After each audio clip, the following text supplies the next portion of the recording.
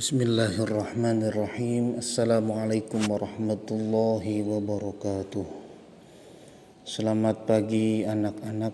Mudah-mudahan hari ini kita dalam keadaan sehat walafiat. Sebelum kita belajar pendidikan agama Islam pada hari ini, mari kita berdoa agar hari ini pelajaran yang kita pelajari dapat bermanfaat hingga tua nanti. Bismillahirrahmanirrahim. Rabbi zidni ilman warzuqni fahman birahmatika ya arhamar rahimin. Amin. Sekarang melanjut di pelajaran PAI kelas 6 SD Semanan 13. Mari kita belajar tentang kejujuran dan kasih sayang Rasulullah SAW. Nabi Muhammad adalah Nabi yang terakhir, yakni Nabi penutup nomor 25. Nabi Muhammad sejak kecil sudah menjadi yatim piatu. Oleh sebab itu beliau sangat mencintai anak yatim dan menganjurkan umatnya untuk merawat, mendidik, dan mencintai anak yatim. Di samping itu Nabi Muhammad SAW terkenal sangat jujur. Sikap jujur tersebut sudah diperlihatkan sebelum beliau diangkat menjadi Rasul. Pada usia remaja beliau diminta bantuan oleh pamannya untuk membawa barang dagangan Siti Khadijah binti Khuwailid yang kaya dan dihormati di kota Makkah. Pada usia 35 tahun Nabi Muhammad bersama-sama dengan orang-orang Quraisy diminta untuk memperbaiki Ka'bah ketika pembangunan sudah sampai ke bagian Hajar Aswad. Bangsa Quraisy berselisih tentang siapa yang mendapatkan kehormatan untuk meletakkan Hajar Aswad ke tempat semula. Pada akhirnya mereka sepakat menunjuk Nabi Muhammad SAW sebagai orang yang tepat untuk melakukan hal tersebut. Rasulullah pun kemudian menyarankan suatu jalan keluar yang sebelumnya tidak terpikirkan oleh mereka. Beliau mengambil selembar selendang, kemudian Hajar Aswad itu diletakkan di tengah-tengah selendang tersebut.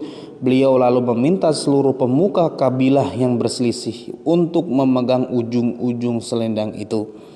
Mereka kemudian mengangkat Hajar Aswad itu bersama-sama. Setelah mendekati tempatnya, Rasulullah SAW yang kemudian meletakkan Hajar Aswad tersebut. Ini merupakan jalan keluar yang terbaik. Seluruh kabilah setuju dan meridhoi jalan keluar ini. Mereka pun tidak jadi saling menumpahkan darah. Sejak saat itu beliau dikenal di antara kaumnya dengan sifat yang jujur. Para sahabat dan pengikutnya sangat menghormati dan mencintai beliau, sehingga beliau diberi gelar Al-Amin, artinya orang yang dapat dipercaya. Mari kita teladani sifat jujur Nabi Muhammad SAW dalam kehidupan sehari-hari. Misalnya, jika orang tua kita minta bantuan untuk membeli sabun, mandi, warung, ada sisa uang pembelian, uang itu harus dikembalikan kepada orang tua. Percayalah, anak yang jujur pasti disayangi teman-teman, guru, dan orang tua. Selain memiliki sifat jujur dalam berdagang dan bergaul, Rasulullah SAW sangat sayang terhadap keluarga dan orang-orang di sekitarnya. Pada zaman jahiliyah, penduduk Makkah tidak menghargai anak perempuan, namun Nabi Muhammad SAW justru menggendong putrinya Fatimah yang masih belita sambil tawaf mengelilingi Ka'bah. Begitu pula setelah Fatimah dewasa dan dikaruniai anak, Rasulullah SAW menyayangi cucunya bernama Hasan dan Husain. Sebagaimana dikisahkan dalam hadis beliau yang artinya, Nabi Muhammad SAW mencium cucunya Hasan bin Ali radhiyallahu anhu, sedangkan di dekat beliau ada Aqra bin Habis. Aqra berkata, aku mempunyai 10 anak, tetapi aku tidak pernah mencium seorang pun di antara mereka. Mendengar hal itu Rasulullah SAW memandang Aqra lalu bersabda, barang siapa tidak mau membelas kasih, maka ia tidak akan mendapatkan belas kasih. Selain hadis di atas, hadis Rasulullah SAW mengajarkan pula untuk hormat kepada orang tua, seperti dalam hadis yang artinya berikut ini. Aku, Ibnu Mas'ud, pernah bertanya kepada Nabi Muhammad SAW, amal apakah yang paling disukai Allah Subhanahu Wa Taala? Nabi Muhammad SAW bersabda, mengerjakan sholat tepat pada waktunya. Aku bertanya lagi, kemudian apa? Nabi Muhammad SAW menjawab, berbaktilah kepada kedua orang tua. Aku kembali bertanya, lalu apalagi? Nabi Muhammad menjawab, jihad fi sabilillah. Rasulullah SAW tidak pernah menyakiti hati orang lain. Hal itu dapat dibuktikan dalam hadis beliau yang artinya barang siapa yang beriman kepada Allah dan hari akhir, maka hendaklah ia berkata yang baik atau diam. Kepedulian Rasulullah SAW terhadap lingkungan. Kepedulian Rasulullah SAW bukan hanya pada ibadah seperti sholat, tetapi beliau pun peduli terhadap lingkungan hidup. Hal itu tercermin pada perilaku beliau antara lain sebagai berikut. Nabi Muhammad SAW sangat hemat dalam mempergunakan air.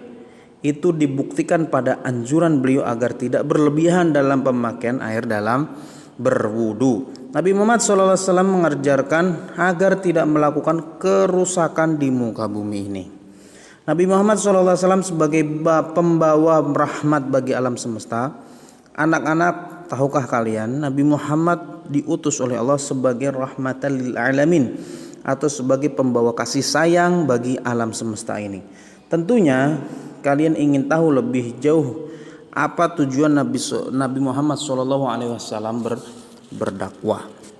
Tujuan dakwah Nabi Muhammad SAW adalah untuk mengubah keadaan masyarakat jahiliyah menjadi masyarakat yang sejahtera berdasarkan agama tauhid, yaitu agama yang meyakini bahwa Allah Subhanahu wa taala adalah Tuhan yang Maha Esa. Misi kedamaian dan kesejahteraan hidup tersebut bukan hanya bagi bangsa Arab ketika itu, tetapi juga bagi seluruh alam sampai sekarang dan akhir zaman.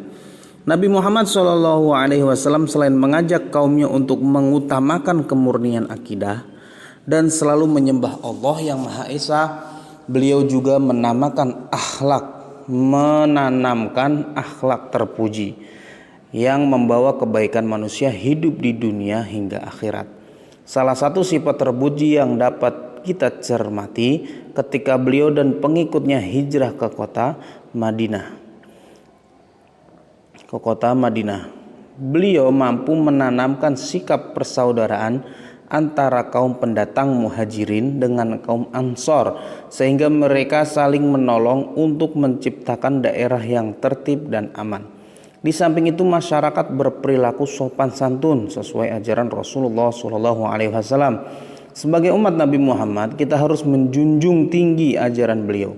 Misalnya, kita menghormati orang yang lebih tua dan menyayangi orang yang lebih muda. Kita berperilaku sopan dan bertutur kata santun terhadap orang tua, guru, dan masyarakat sekitar. Juga kita menjaga lingkungan agar selalu bersih, karena kebersihan adalah sebagian dari iman. Oleh sebab itu, kita tidak membuang sampah di kali atau selokan, karena selokan yang penuh sampah akan dangkal. Saluran air tidak lancar sehingga di musim hujan daerah tersebut menjadi banjir. Kita harus peduli terhadap lingkungan sekitar. Untuk kebaikan diri dan orang lain, kita harus selalu berperilaku sesuai ajaran Rasulullah SAW. Terima kasih penjelasan tentang Nabi Muhammad SAW. Besok kita lanjut dengan kepemimpinan sahabat Rasulullah SAW. Sekarang Pak Ali minta tolong untuk dirangkum yang penting-pentingnya. Yang penting-penting dirangkum di buku halaman 45 sampai 47. Terima kasih. Assalamualaikum warahmatullahi wabarakatuh.